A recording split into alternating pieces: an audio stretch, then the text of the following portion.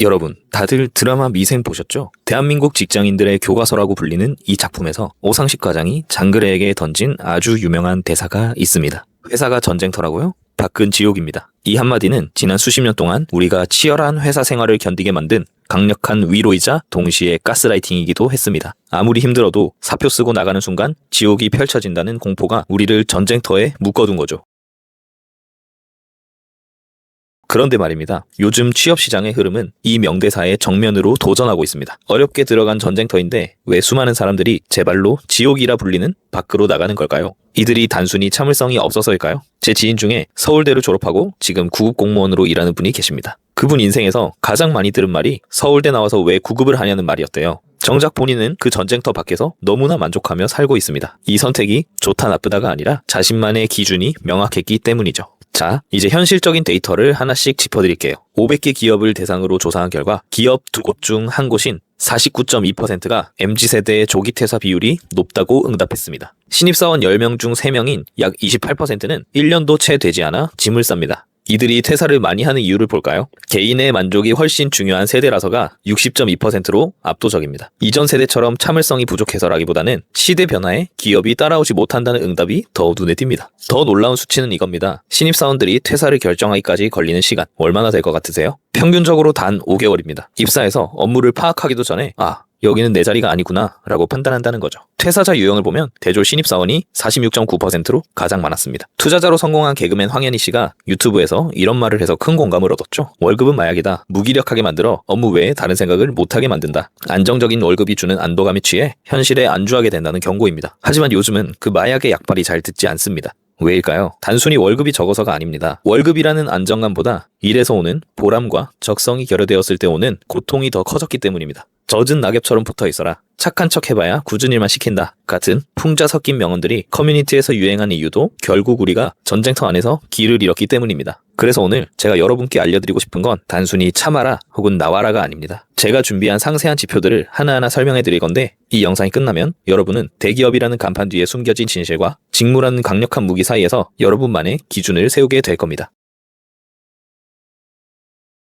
자, 솔직해집시다. 대기업 이름표 왜 그렇게 갖고 싶을까요? 단순히 연봉 때문만은 아닙니다. 여러분, 명절 때 친척들 다 모인 자리에서 요즘 어디 다녀? 라는 질문 받았을 때를 상상해보세요. 그때 누구나 다 아는 대기업 이름을 딱 댔을 때 돌아오는 그 부러움 섞인 시선, 부모님의 어깨가 으쓱해지는 그 순간, 이게 생각보다 엄청난 동기부여가 됩니다. 친구들 만났을 때 테이블 위에 무심하게 올려놓는 명함 한 장, 이게 바로 대한민국에서 대기업이 주는 사회적 자존감이자 인정입니다. 이건 틀린 것도 나쁜 것도 아닙니다. 인간은 누구나 소속감을 통해 인정받고 싶어 하니까요. 그런데 이 이름표는 감성적인 만족에서 끝나지 않습니다. 아주 무서운 금융적 실익을 가져다 줍니다. 이 자료 한번 보세요. 모 은행이 지정하는 기업에 재직 중이라면 말도 안 되는 저금리로 최대 3억까지 대출이 나옵니다.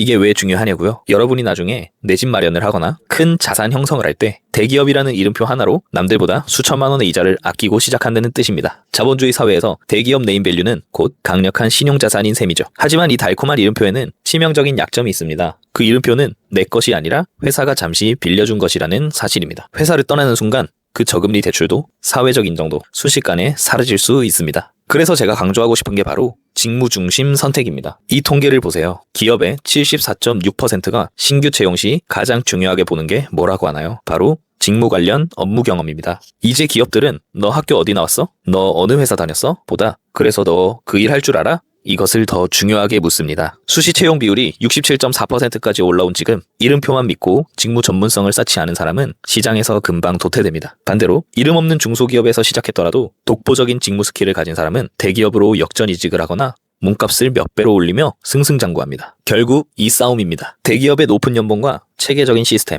그리고 그 짜릿한 네임밸류를 얻는 대신 내 적성과는 조금 안 맞더라도 감내하며 다닐 것인가? 아니면 당장의 화려함은 덜하더라도 내가 정말 잘하고 성장할 수 있는 직무를 택해 나만의 강력한 무기를 연마할 것인가? 대기업은 안정성과 사회적 인정을 주지만 조직 문화가 경직되어 있고 성장이 느릴 수 있습니다. 반대로 직무 중심 선택은 초기엔 불안정할 수 있어도 성장의 폭발력이 어마어마하죠. 자, 이제 여러분의 머릿속이 복잡해지기 시작했을 겁니다. 그래서 나보고 어떡하라는 거야? 라는 생각이 드실 텐데요. 걱정 마세요. 이어지는 파트에서 여러분의 MBTI 성향에 따라 어떤 선택이 당신을 덜 불행하게 만드는지 논문 데이터를 통해 아주 과학적으로 분석해 드릴게요.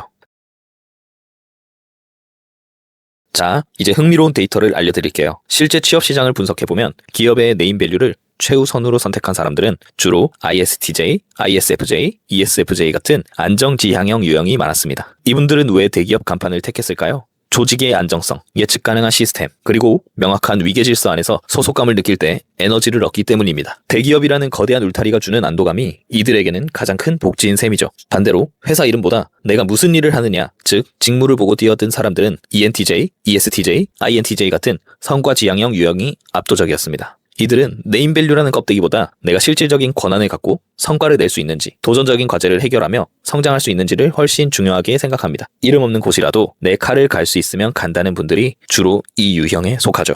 조금 더 구체적으로 들어가 볼까요? 성과 지향형 분들은 의사결정 방식 자체가 논리적이고 분석적입니다. 이들에게 최고의 보상은 인정과 개인의 성장입니다. 그래서 이직을 할 때도 철저히 직무 중심으로 움직이며 자신의 몸값을 높이는 전략을 씁니다. 반면에 안정지향형 분들은 신중합니다. 기존의 원칙과 규범을 지키는 것을 선호하고 책임감이 매우 강해서 맡겨진 일을 꼼꼼하게 처리하는 데 강점이 있습니다. 이분들에게 대기업의 체계적인 매뉴얼은 구속이 아니라 효율적인 가이드라인이 됩니다. 그래서 조직 내에서 장기 근속하며 안정적으로 승진하는 경로를 선택할 가능성이 높습니다. 이건 그냥 성향 차이 아니야? 라고 생각하실 수도 있지만 실제로 이를 뒷받침하는 실증적인 학술 논문 데이터가 있습니다. 성격 유형별 직무 만족도 연구 결과를 보면 정말 흥미롭습니다. 먼저 NT형은 동기부여, 환경 만족 등 모든 요인에서 만족도가 가장 높게 나타났습니다. 지식을 축적하고 본인의 능력을 타인에게 보여주고 싶어하는 성향이 직무 만족과 조직 몰입으로 아주 강력하게 연결되기 때문입니다. 그럼 다른 유형은 어떨까요? SJ형은 환경 만족과 관리 만족 측면에서 매우 높은 수치를 보였습니다. 조직에 소속되기를 원하고 남에게 봉사하는 것을 좋아하는 이들의 특성이 정서적 몰입을 강화시킨 결과입니다. 또한 외향형이 사회 만족적 측면에서 내향형보다 유의미하게 높은 만족도를 보였고 T와 J 역시 관리 만족 요인에서 높은 점수를 기록했습니다. 논문의 최종 결론은 명확합니다. 직무 만족과 조직 몰입은 0.69라는 아주 높은 정의 상관관계를 갖습니다. 결국 내 성격 유형에 맞지 않는 옷을 입는 순간 여러분은 데이터적으로 불행해질 확률이 높다는 것을 의미합니다.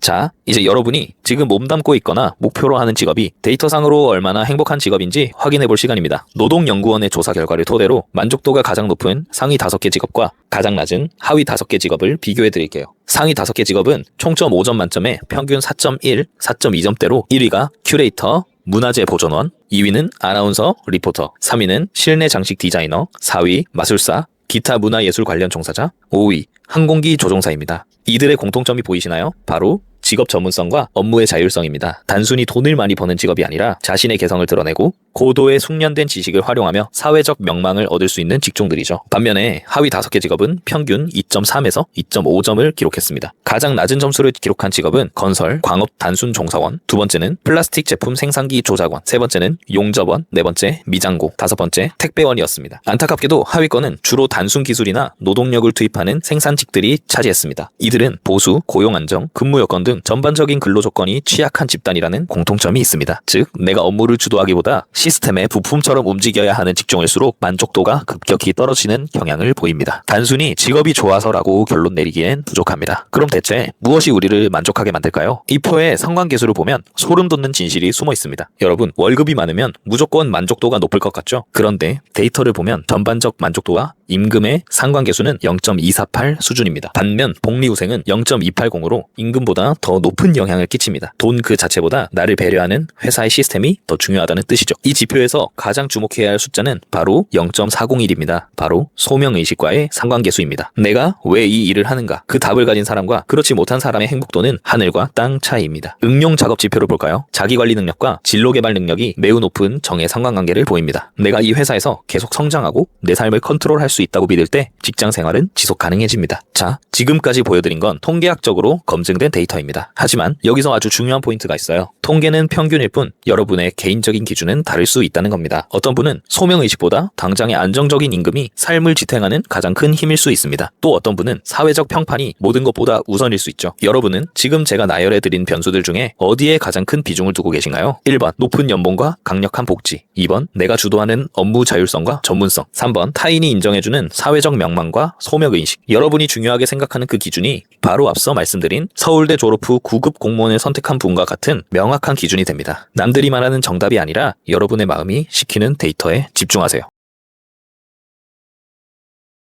지금까지 수많은 데이터와 통계를 알려드렸지만 가장 중요한 건 결국 현장에서 일하는 사람들의 목소리일 겁니다. 실제 직장인들이 왜 지금의 직무를 바꾸고 싶어 하는지 그 속마음을 몇 가지 읽어드릴게요. 본인의 상황과 얼마나 닮았는지 한번 생각해보세요. 간호사는 3교대 근무를 그만하고 싶다. 상근직 회사원이 되고 싶다. 생산관리는 무언가를 배우고 전문적인 기술을 갖출 수 있는 직업이나 기술 영업직으로 바꾸고 싶다. 사무직은 직무와 적성이 맞지 않는다. 사무직보다 현장직, 몸 쓰는 일을 하고 싶다. 면세점 사원은 연봉이 적다. 어떠신가요? 대기업 간판을 가졌든 선망받는 직무에 있든 각자의 위치에서 느끼는 결핍은 모두 다릅니다. 누군가에겐 최고의 직장이 누군가에겐 탈출하고 싶은 감옥이 될 수 있다는 거죠. 이제 전문가들의 시각을 빌려볼까요? 이직 시장의 최전선에 있는 헤드헌터들이 입을 모아 강조하는 키워드가 있습니다. 첫 번째, 업종은 바뀌어도 직무는 평생 간다. 신입이나 주니어 때 자신의 적성과 맞지 않는 직무를 억지로 참게 되면 나중에 커리어를 전환하기가 수천 배는 더 어려워집니다. 첫 단추인 직무 선택이 20년의 방향을 결정한다는 뜻입니다. 두 번째, 일관된 경력으로 스페셜리스트가 되어라. 회사는 여러 일을 두루 잘하는 멀티플레이어보다 한 분야의 독보적인 스페셜리스트를 원합니다. 때로는 회사의 부서 이동 제한에 단호하게 노라고 말할 수 있는 용기가 여러분의 커리어를 지키는 길입니다. 세 번째, 이종 산업 간의 경계는 이미 무너졌다. 이제 제조업에서 IT로, 명품 브랜드에서 가전으로 직무 역량만 있다면 산업군을 넘나드는 이직이 가능합니다. 즉, 나만의 칼만 제대로 갈아놓았다면 어떤 간판을 달지는 여러분이 선택할 수 있다는 것이죠. 자, 긴 시간 동안 달려왔습니다. 제가 오늘 영상을 통해 무조건 직무가 중요하다거나 그래도 대기업 간판이 최고다라는 정답을 정해드리고 싶지는 않습니다. 앞서 말씀드린 것처럼 사회적 인정보다 안정성, 개인의 시간이라는 자신만의 기준이 명확했기에 서울대 졸업 후 구급 공무원을 선택한 사람은 행복할 수 있었습니다. 대기업의 압도적인 신용도와 금융 혜택, 그리고 사람들 앞에서 당당히 내미는 이름표를 위해 조금 맞지 않는 직무라도 감내할 수 있나요? 당장의 화려함은 없더라도 언제든 전쟁터 밖에서 살아남을 수 있는 나만의 직무 전문성과 성장 경로를 개척하시겠습니까? 정답은 없습니다. 오직 여러분의 성향과 그 선택에 따르는 책임만이 남을 뿐입니다. 지금 이 영상을 보시는 여러분은 간판과 직무 중 어디에 더 마음이 기울고 계신가요? 혹은 여러분이 생각하는 제3의 기준은 무엇인가요? 지금 바로 댓글로 여러분의 치열한 고민을 들려주세요. 제가 직접 하나하나 읽어보겠습니다. 오늘 분석해드린 데이터가 여러분의 커리어 20년을 바꾸는 소중한 이정표가 되었기를 바랍니다.